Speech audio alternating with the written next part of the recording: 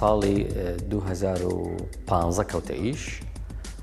2016 بە تەواوی ئیشی کرد لە 2015 هینکرا کۆمیشن یانی بڵین خرایە کار لە 2016 کەوتە ئینتاژ و بەرهەم ئەساسەن فکرەی ئەم مەسناعەوە بوو کە منتەجە دروستەکە بەکارێ بۆ بینای بڵین جاهز بۆ حاڵەتی بۆ دروستکردنی کۆگا بۆ مەخازن بۆ مەسانع خۆی هەیکەلەکان هەیکەلی ئاسنە و بە ساندویج پەنال طبعاً تەغلیف بکرێت ئەساسی فکرەکە لەوەوەیە.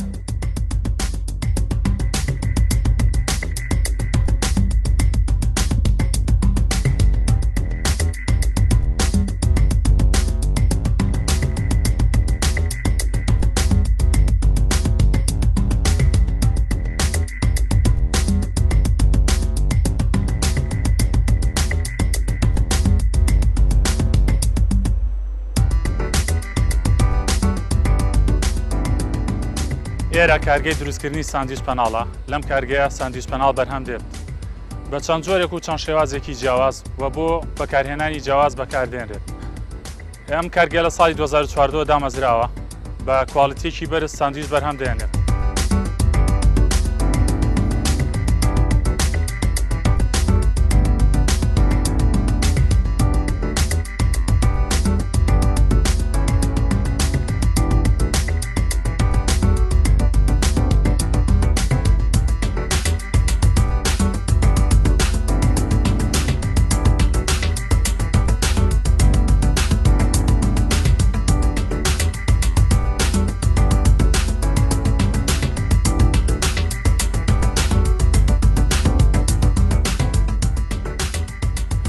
دروستکردنی ساندویج پەناڵ لە قۆناغی یەکەمدا پێویستمان بە دوو پلێت هەیە. پلێتەکانمان ئەسووریەکانیان جیاوازە بە پێی داواکاری مشتری، هەمانە داوای 0.3 ملیمێک دەکات، هەمانە داوای 0.4 ملیمێک دەکات بە پێی داواکاری کڕیارە. ئەم پلێتانە پری پینتد کۆیلی پێوترێت، پری پینتد کۆیل پلێت بە تەبەقێک لە زینک داپۆشراوە بۆ پارێزگاریکردن لە ژەنگهێنان. و دوای ئەمە بە بۆیان خێکراوە بۆ پڕکردنەوەی پێداویستی تەلارسازەکان بە چ ڕەنگێک بیانەوێت ئێمە بۆیان دروست دەکەین. ئەم کۆیلانە بەهۆی ئەم بەکرانەوە ئەکرێنەوە ئەبن بە دوو بەشەوە، بەشی سەرەوە و بەشی خوارەوە. بەشی سەرەوە ئەبێ بە ڕووکاری ناوەی ساندویج پەناڵەکە، بەشی خوارەوە ئەبێ بە ڕووکاری دەرەوەی ساندویج پەناڵەکە. هەر دانەیەکیان شێوازێکی خۆی وەرەگرێت بەهۆی فۆرمینگ مەشینەوە.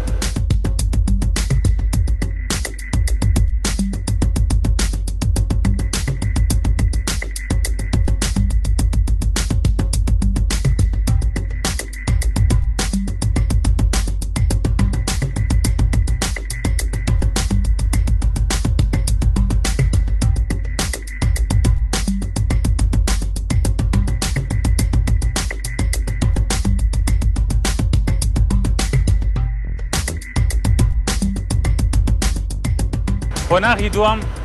شێوە وەرگرتنی کۆیلەکەی کە ئەمانوێت. ئێمە دوو نوع ساندویج پەناڵ بەرهەمێنین، دیوار و سەقف. بەهۆی ئەو خولۆکانەوە ئەو نەخشە وەرەگرێت کە ئێمە ئەمانەوێت. ئەگەر بمانوێت بۆ نمونە ساندویچێکی سەقف بەرهەم بێنین ئەیکەین بەناو ئەم خولۆکانەی پشتمەوە. ئەگەر بمانەوێت ساندویج پەناڵێکی دیوار دوور بەرهەم بێنین ئەوە ئەیکەینە ئەم خولۆکانەی پشتمەوە. دوو شێوازی جیاواز وەرەگرێت لەم کاتەدا بە پێی داواکاری مشتریەکانمان. ئەگەر سەقفی بێت ئەوە ئەچێتە ئەم خولۆکانەوە، ئەگەر دیواری بێت ئەچێتە خولۆکەکانی ئەم لام.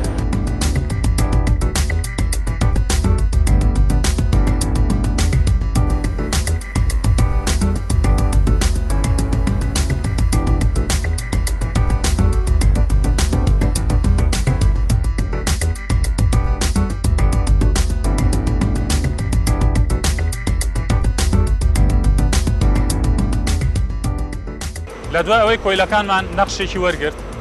بە پێی داواکاری مشتریەکان ئایا سەقف بێتیان دیوار. ئەمەلی تەحقینکردنی دوو پلێتەکەمان هەیە بە فۆم. ئەم فۆمە لە 4 ماددە پێگاتووە: MDI، پۆلیۆل، گازی پێنتان و کاتالیز. بە ڕێژەی جیاواز تێکەڵاوە کرێت و فۆمەکەی لێ بەرهەم دەهێنرێت. بۆ دروستکردنی ساندویج پەناڵ چەند جۆرە ئەستوریەکمان هەیە و چەند جۆرە چڕیەک.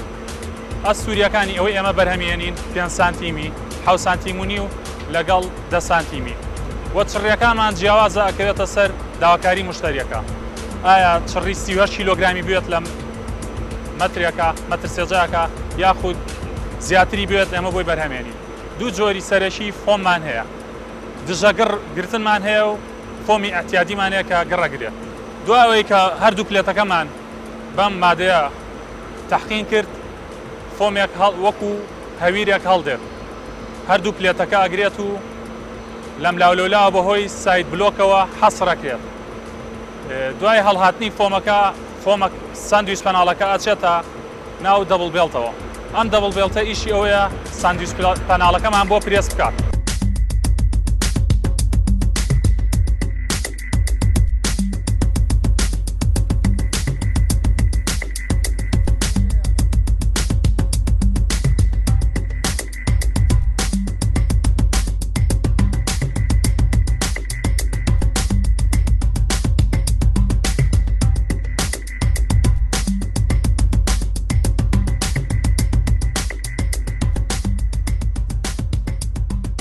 لە پاشەوەی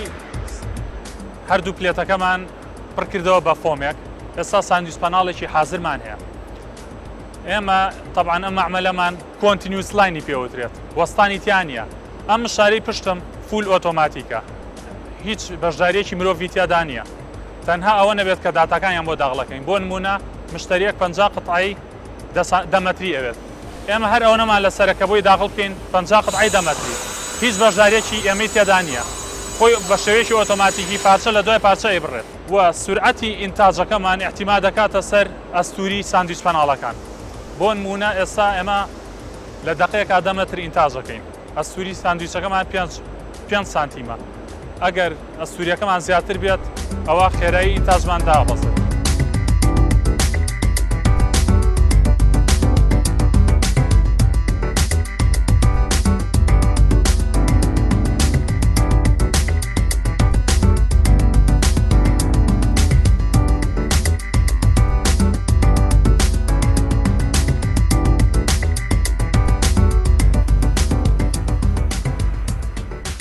کەینە سەر هەموو دانەیە لە منەوە فۆمەکەی ناوی ساندویچ پەناڵ خۆی توانین بڵێن دیوار هەیە و هی سەقف هەیە دیواریش سێ چوار جۆری هەیە دیواری احتیادی هەیە دیوارێک هەیە نەوع دیوارێکیش هەیە کە دروست دەکرێت پێڵێن هیدن سکرو یعنی کە پاشەوەی ئەبەسترێ بە هەیکەلەکەوە بەشی دووهەم دایە پۆشێ لەبەرەوە نابینرێ شوێنی بەستنەکانی و شوێنی تونکردنەکەی نابینرێ ئەوە نەوعێکی کەیە طبعاً ئەنواعی جیاوازیمان هەیە لە ڕەنگی کۆیلەکە خۆیان لە ڕەنگی بڵێن ئاسنەکەی دەرەوەی و ئەستوری ئاسنەکە قەبارەی ئاسنەکە چەند ئەستورە ئەستوری ساندویچەکە خۆی 5 سانتیمی هەیە 10 سانتیمی هەیە 15 سانتیمی هەیە ئەوش بەپێی بەکارهێنانەکە هێنی بەکارەهێنرێ بۆ شتی احتیادی یا بەکارەهێنرێ بۆ مەخازنی مبەڕەت بەکارەیە بۆ مەخازنی مجەمەد ئەستوری ساندویچەکە 4 سانتیمیمان هەیە 5 سانتیمی هەیە 7.5 هەیە 10 هەیە دواییش نەوعی سەقفمان هەیە هی سەقفیش بە هەمان شێوە بە ئەستوری جیاوازی هەیە بە ئەستوریەکەی 5 سانتیمی هەیە 10 سانتیمی هەیە 15 سانتیمی هەیە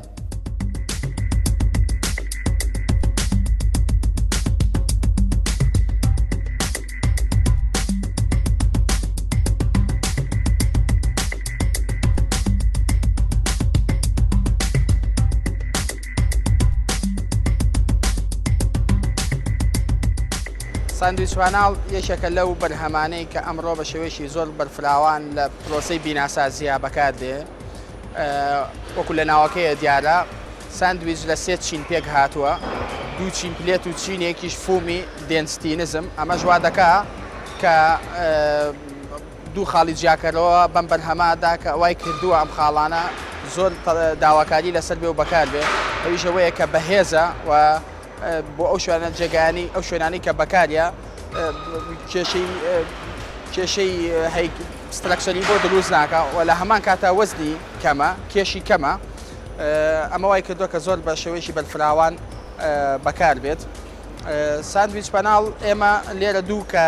دوو هێڵی بەرداواممان هەیە، دوو خەتی بەرهەمهێنانمان هەیە. هەردوو خەتەکەمان بە شێوەیەشی تەواو ئۆتۆماتیکیە، واتە بەشداری مرۆڤ لە پرۆسەی بەرهەمهێنانە زۆر کەمە، زیاتر بە شێوەیەشی ئۆتۆماتیکی کارەکان ڕاتە پێشەوە. ئەمەش بەهۆی ئەوەی کە بەرهەمێشی زۆر باشمان دەستکەوێ و ڕێژەی دروستبوونی هەڵە زۆر کەم بێ و لە ڕووی بەرهەمهێنانیشەوە بەرهەمەکە خێرایە و کواڵیتیەکەشی کواڵیتێکی زۆر باشە.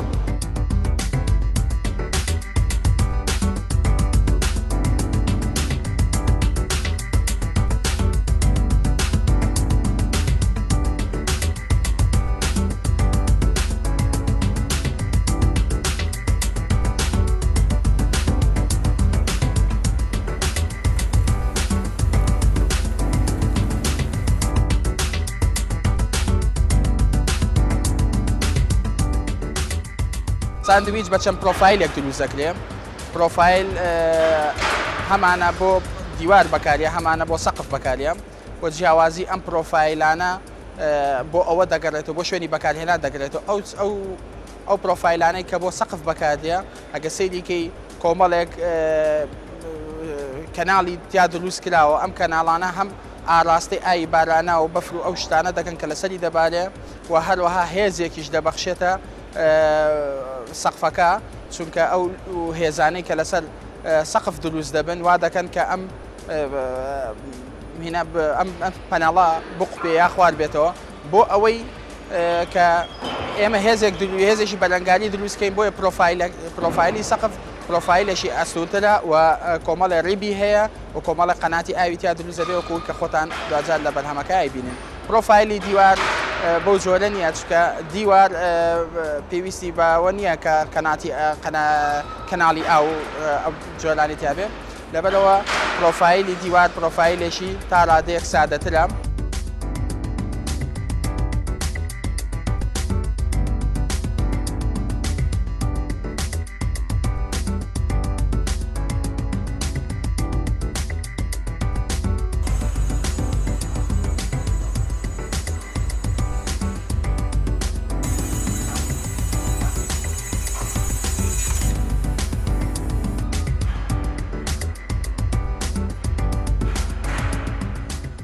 گرنگترین ئەو بەکارهێنانەی ساندویج پەنال کە ئەمڕۆ بەکارێت و لە وڵاتانی پێشکەوتوو بەکارێشە لەو بەکارهێنانانەی کە لە دروستکردنی فڕۆکەیە زۆر بەکارە لە وڵاتانی پێشکەوتووە، چونکە وەزنەکەی کەمە. بەڵام لە بواری سترەکچەر و بینایە چەند بەکارهێنانێکی هەیە. لە دامەزراوە پیشە سازەیەکانە وەکو ئێستا ئەم کارگەیە کە دەیبینن دیوار و سەقفەکەی بە ساندویج پەنال دروست کراوە و هەروەها لە دروستکردنی ئەو شوێنانەیە کە پارێزگاریکردن لە پلەی گەرما دەبێتە پێویستێکی گرنگ. ئەوە لەو کاتەیە دەبێت چی بۆ بەکارهێنانی ساندویج پەنال، چونکە زۆر بە باشی پارێزگارێکەوە ڕادەی فەوتان و لە ناوچوونی گەرمی زۆر بە بەراورد بە بینا تەقلیدیەکانی تر زۆر کەمترە. و لەم دامەزراوە پیشە سازیانەیە کە فەزایەکی گەورە هەیە بەرامبەر بە ڕووپۆشێکی کەمترە. ئەمەش هەروەها ساندویج بەکاریە لەبەرەوەی کە هەم هێزێکی باشی هەیە و هەم پارێزگاری لەو گەرما و سەرمایەکە کە لە دەرەوەی ئەم بینانە ڕۆگە واکە کەشێکی لەبار و گونجاو دروستکە بۆ ئەو کارمەندانەی کە لەم بەشانەیە کە لەم کارگانەیە کارەکەن. بەکارهێنانێکی تر کە زۆر گرنگە و ئەمڕۆ زۆر بەکاریە بۆ دروستکردنی ئەو شوێنانەی کە پارێزگاریکردن و دروستکردنی سادی تایە گرنگە، وەکو ژووری ساردکەرەوە و وەکو ئەو ژێرانەی کە پێویستی بەڕادێشی بەرزی پاشی هەیە کە کلین ڕوومی پێڵێن، لەو جێگایانەیە ساندویج پەنال بەکاردێت.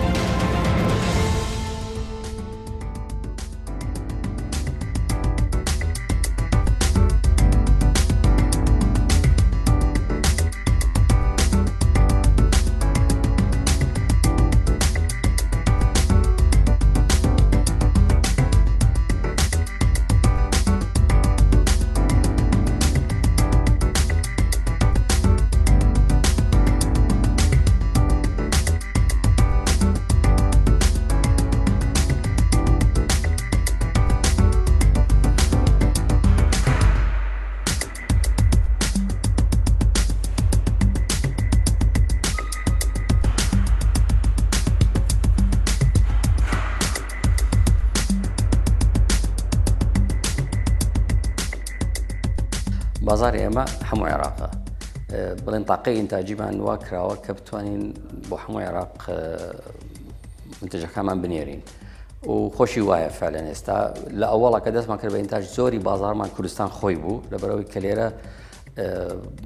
هینێکی پێداویستێکی زۆر هەبوو بە ساندویج پەنال ئەو فترەی ئاوارە و ئەنواعی کابیناتۆش دروستەکرا ئێستا بۆ هەموو شوێنەکەی نێرین ئێمە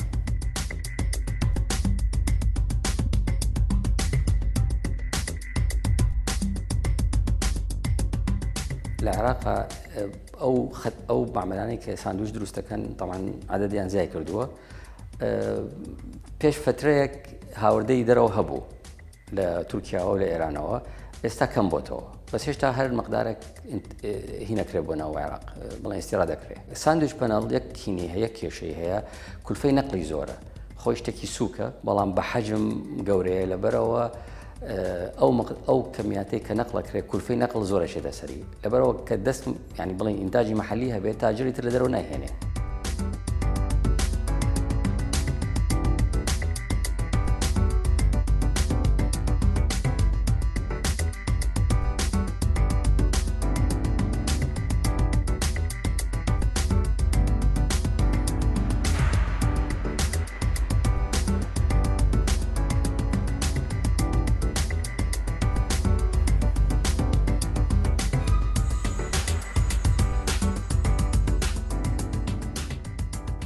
ساندویج پەنال ئێمە دوو خەتی ئینتاجیمان هەیە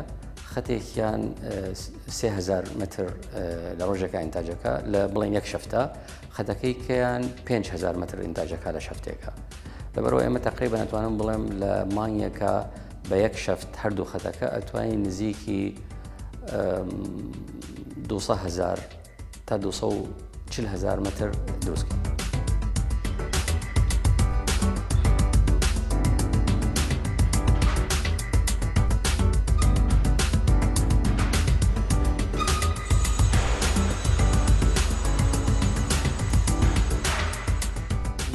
کارگە ئەم مەشروعە لێرە لە ناوچەی پیشەسازی عربەتایە یەکی لە کێشە گەورەکانمان کە لەگەڵ حکوومەتە هەمانە کارەبا و ڕێگاکەیە کارەبا تا ئێستا ئێمە کارەبای حکوومەتمان نییە کارەباکەمان هەمووی کارە بە مۆلیدەیە تەمان کولفەی زیاکات و ڕێگاکەش خۆتان جەنابتان هاتن بینتان چۆن ڕێگاکە تا ئێستا قیرتاو نەکراوە ئەو یەکی لە کێشەکانی ئێرەیە کە عێلاقی هەیە بە حکوومەتی خۆمانەوە کێشەی کەمان هەیە دەرکەوتووە لەم چەند ساڵی ئەخیرا کە لە ناو عێراقا وای لێ هاتووە بڵێن بزاعەکە ئەچێ لە کوردستانەوە بەرە و بەغایە بەرە و جنوب گومری لێوەرەک ناوجاریەکە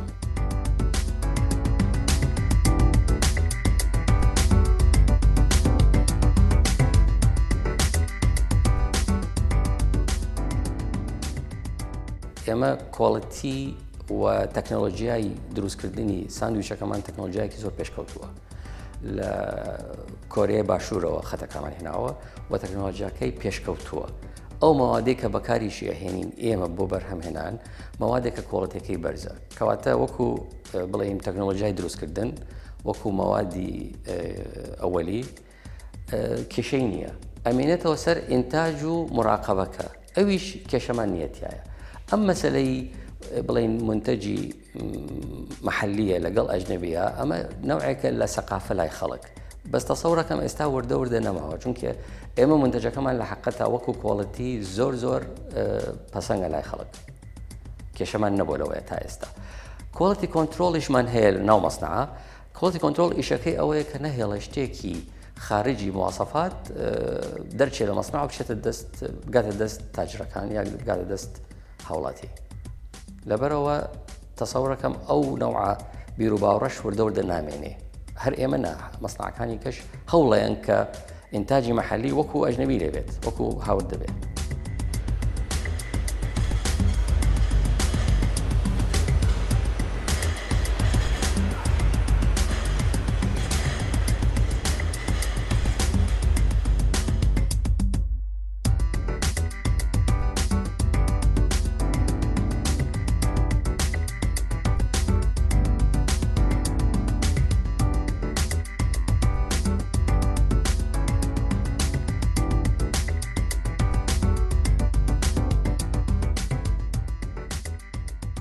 ئێمە تقریبا 405 کارمەندمان هەیە هەمویان لۆکەڵن خەڵکی خۆمان خەڵکی کوردستانن بڵین